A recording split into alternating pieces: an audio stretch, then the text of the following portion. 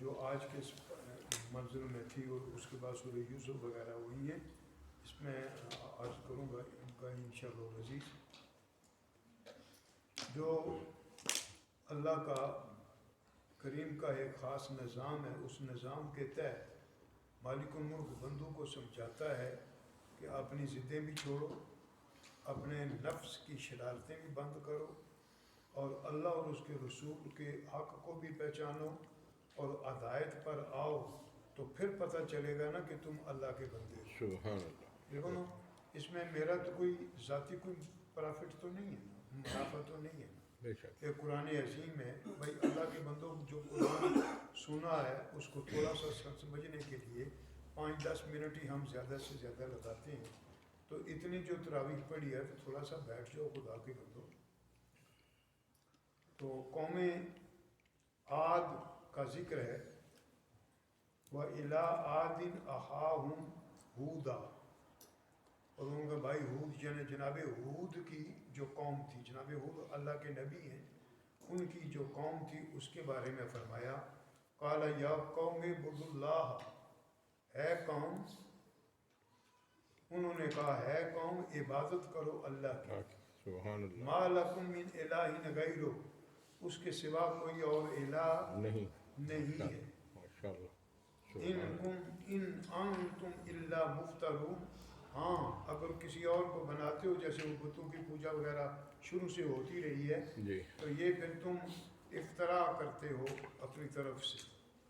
یا قوم، پھر کہا ہے قوم، لا اسألکم علیہ اجرا، میں یہ بات جو کر رہا ہوں اس پر تم سے کوئی اجر نہیں مانگ رہا۔ سبحان اللہ، سبحان ان اللہ۔ اجری الا علی الذی فطرنی، اجر تو میرا اسی پر ہے، وہی دیتا ہے کہ جس نے مجھے پیدا کیا۔ سبحان اللہ، سبحان افلا اللہ۔ تعقلون، کیا تمہیں کوئی عقل نہیں ہے اس بات کو، اللہ کوئی اکبر، عقل نہیں رکھتے؟ اللہ اکبر۔ پھر ہونا یا قوم استغفروا ربکم، اے میری قوم، دیکھو نا یہ نبی کی شان ہے نا، نبی جب قوم سے خطاب کرتا ہے، یا قوم استغفروا ربکم، اور اے قوم اپنے رب سے معافی مانگو، مغفرت طلب کرو، بخشش طلب کرو، بے شک۔ ثم توبوا الیہ، پھر توبہ کرو اور اسی کی طرف رجوع کرو۔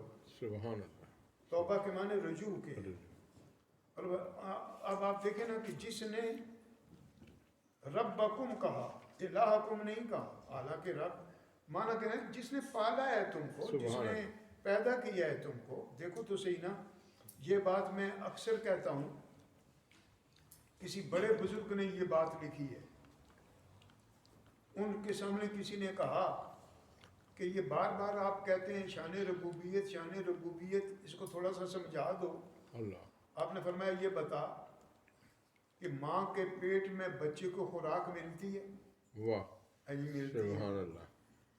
ہم تو سانس لیتے ہیں، اگر سانس لینے میں دشواری ہو تو ڈاکٹر آکسیجن لگا لیتے ہیں، اللہ، بچے کو ماں کے پیٹ میں کون سی آکسیجن ملتی سبحان ہے؟ اللہ، سبحان نہیں، اللہ۔ نالی تو کوئی نہیں نا ملتی ہے، خوراک وہ اور رب کا ہی نظام ہے نا۔ بے شک۔ اور پھر خون کے اندر ہوتے لگاتا ہے بچہ، اور وہی بچہ اگر باہر آ جائے تو پانی میں ڈوب جائے گا، تو اس میں نہیں ڈوبا، خوراک بھی ملی ہے، جبکہ ناک میں کوئی شے لگی ہوئی نہیں تھی، کوئی نالی نہیں لگی ہوئی، اور خوراک بھی ملی ہے۔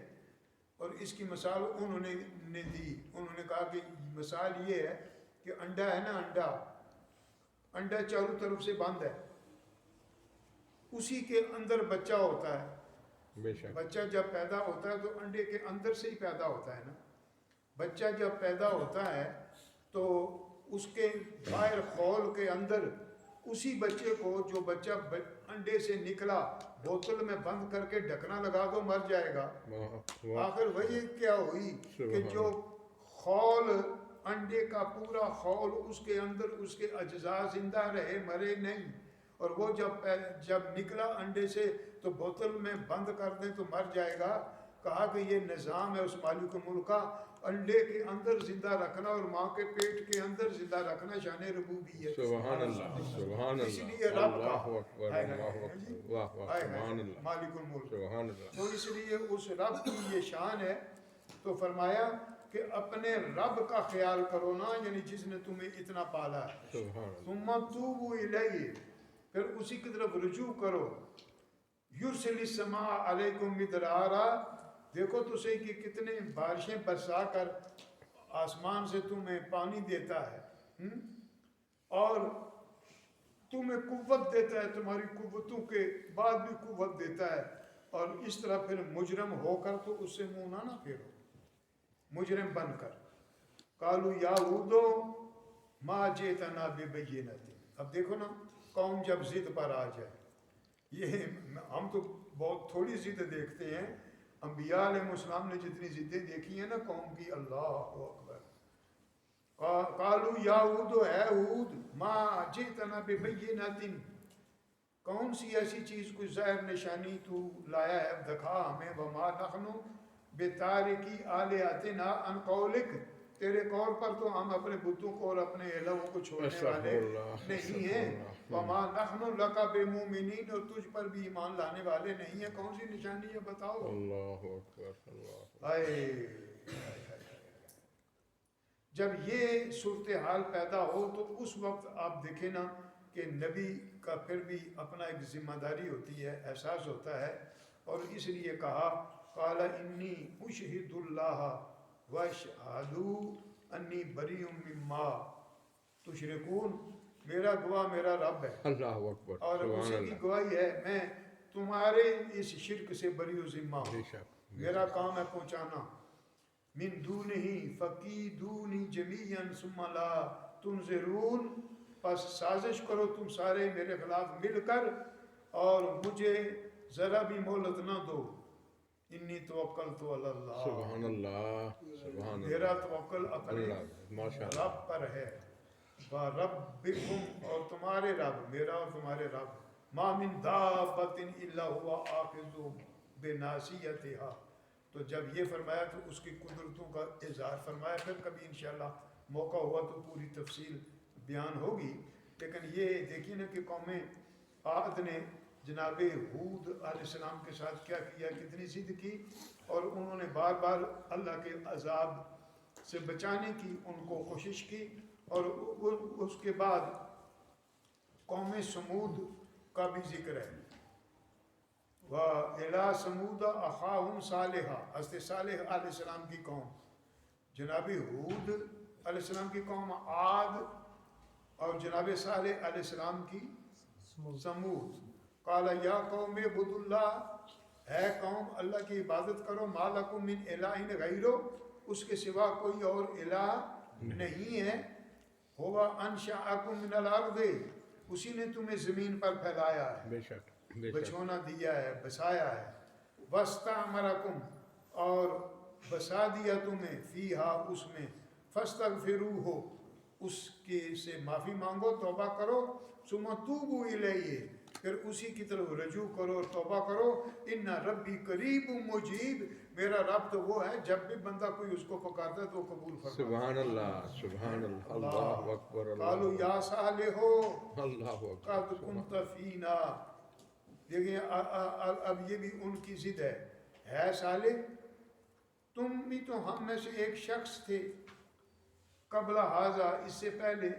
تو یہ بھی ان کا انکار کرنے کی. وَإِنَّنَا لَفِي شَكٍّ مِّمَّا تَدْعُونَا إِلَيْهِ مُرِيبٍ، شک کا اظہار کر رہے ہیں. اپنی قوم جو ہے نا وہ ماننے کو تیار نہیں ہوتی، یہ بڑی پرانی عادت ہے.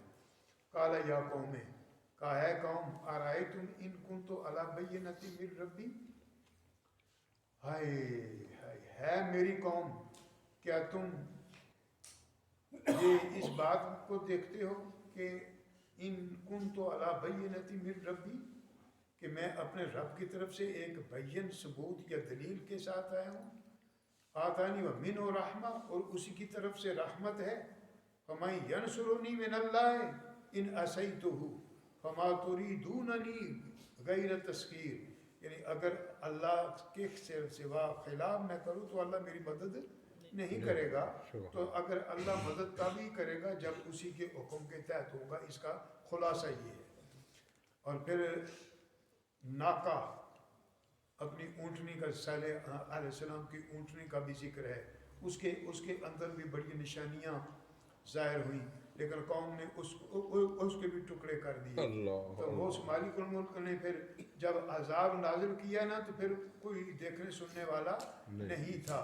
یہ قوم عاد اور سمود کی سرکشی بھی ہے اور ان کا تکبر بھی ہے اور ان کا کفر بھی سارا بیان ہوا، لیکن انبیاء علیہ السلام کا دیکھیے کس قدر کس انداز سے مالک الملک نے ان کی استقامت کا ذکر ہے۔ اس کے بعد سورہ یوسف ہے، یہ آپ کو پتہ ہی ہے کہ جناب یوسف علیہ السلام، ہمارے نبی پاک کی تو شان بہت اونچی ہے نا حسن کے لحاظ سے بھی، لیکن عام طور پر انبیاء میں حسین و جمیل جو حسن مشہور ہے وہ جناب یوسف علیہ السلام کا ہے، اور انہوں نے بھی یہ اللہ تعالیٰ کا قرآن بیان کرتا ہے، یہ سورہ انہی کے نام پر ہے، اور پھر انہوں نے بیان کیا اللہ کی توحید کو اور سب، اور پھر جب اپنے ابا جی سے کہا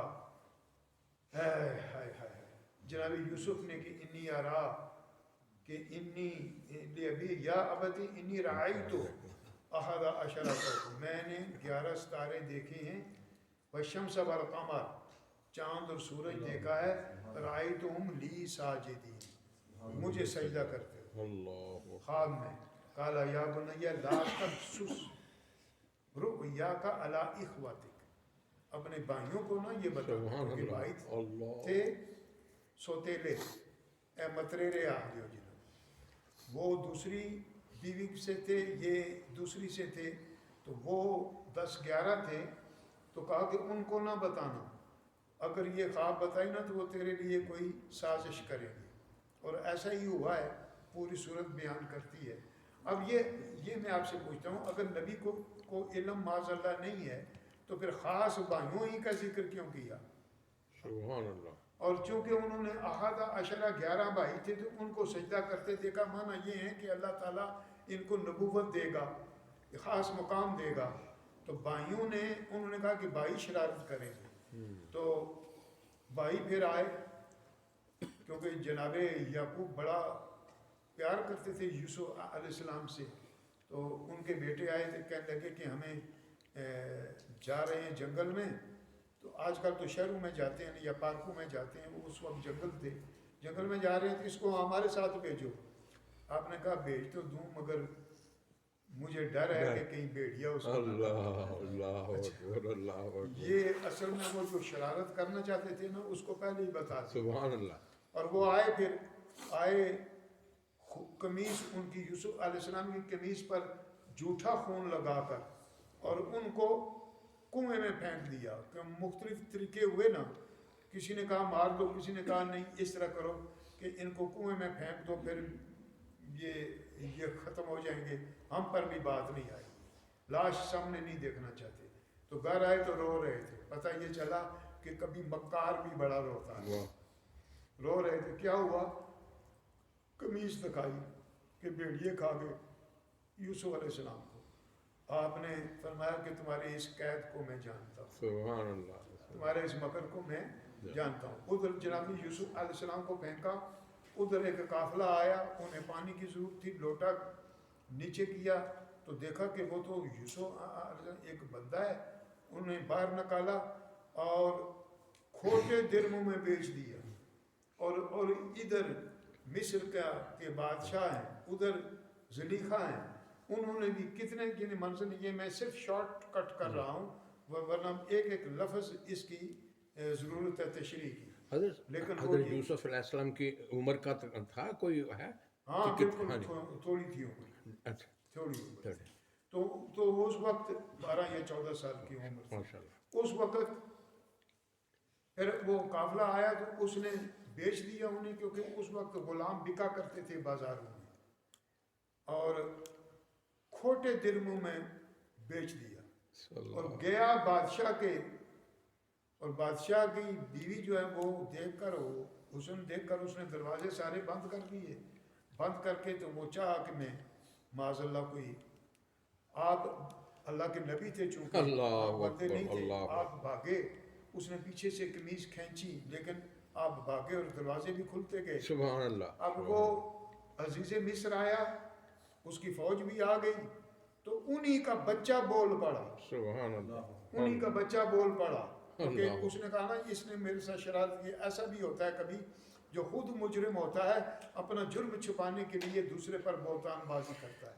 سبحان تو اللہ، اس نے زلیخا نے اپنا جرم چھپانے کے لیے انہیں الزام ٹھہرایا، تو بچہ ابھی پنگوڑے میں ہے جو ابھی بات نہیں کر سکتا تھا، وہ بول پڑا، سبحان اللہ، سبحان بول پڑا کہ اگر اس کی قمیص پیچھے سے پھٹی ہے، اللہ، آگے سے پھٹی ہے تو مجرم یہ ہے، اگر پیچھے سے پھٹی ہے تو مجرم زلیخا، زلیخا ہے۔ واہ، تو جب دیکھا گیا تو قمیص پیچھے سے پھٹی تھی، کوئی یہ بھاگ رہے تھے، اس نے پیچھے سے کھینچا، تو بچہ جو ابھی گفتگو ہی نہیں کر سکتا تھا وہ بول پڑا، وہ مالک الملک، تیری کیا شان ہے۔ بے شک، اسی طرح جناب موسیٰ علیہ السلام کی بھی گواہی پاکیزگی کی ایک بچے نے دی ہے۔ اگر باقیوں کے لیے بچے بولیں پاکیزگی کے لیے، ہمارے آقا کی باری آئے تو رب خود سبحان اللہ، سبحان اللہ، جبریل کو بھیجتا ہے۔ سبحان اللہ، تو یہ شان ہے، اللہ تعالیٰ مجھ پر اور آپ پر کرم فرمائے، آمین، اور ہمیں ان قوموں کی ضدیں جو تھیں ان سے محفوظ رکھے، آمین، اور ہمیں ایمان صالح عطا فرمائے۔ انبیاء علیہ السلام کی بڑی شان ہے، اور ہمارے آقا سردار ہیں بے شک، سارے نبیوں کے، بے شک، اس آقا و مولا کی بس سچے غلام بن کے رہیے۔ اللہ آمین، مجھ پر اور آپ پر فضل کرے۔ آمین، الحمدللہ رب العالمین والعاقبۃ للمتقین والصلاۃ والسلام علی رسولہ وآلہ وصحبہ اجمعین۔ آمین، اے مولا تعالی ہم پر فضل کر، آمین، ہمارے گناہ معاف فرما، ہمیں سچے ایمان پر استقامت عطا فرما، آمین، اپنے محبوب کا سچا امتی بنا۔ اپنے یا اللہ اس ماہ مکرم میں اگر کوئی ہمارے عمل اور عقیدے میں گڑبڑ ہے تو اس کو دور فرما۔ آمین، یا اللہ، اللہ کرم کر ہمارے بچوں پر فضل فرما، ہمارے بچوں کو یورپ کی گندگی سے محفوظ رکھ۔ آمین، صلی اللہ تعالی علی خیر خلق محمد وآلہ وصحبہ اجمعین۔ سبحان اللہ۔